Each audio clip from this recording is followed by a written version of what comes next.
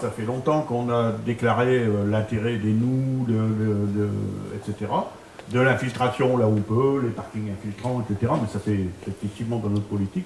Aujourd'hui, c'est inscrit dans les plans d'occupation des sols. Aujourd'hui, c'est inscrit dans les indications de construction, la cale, évidemment, pour les permis de construire, etc.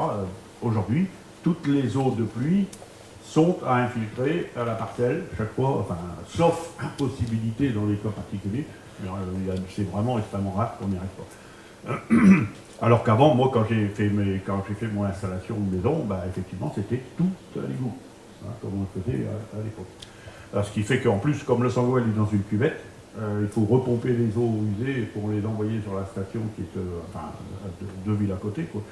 Mais du coup, vous imaginez que quand il y a des grosses volumes d'eau comme des orages, etc., ben, c'est tout de suite très compliqué de gérer la flotte. Et puis, bon, ben, effectivement, c'est envoyer de l'eau de pluie à la station d'épuration et qui ensuite repart dans le canal et qui part directement à la mer au lieu de recharger notre nappe ici en sous-sol. Il y a une deuxième chose qu'on fait aujourd'hui, maintenant, en plus de toutes ces choses-là, c'est qu'avec la cale, on pratique la déconnexion, c'est-à-dire que dans les rues où c'est favorable, on a déconnecté les égouts, les avaloirs d'eau de pluie sur les routes.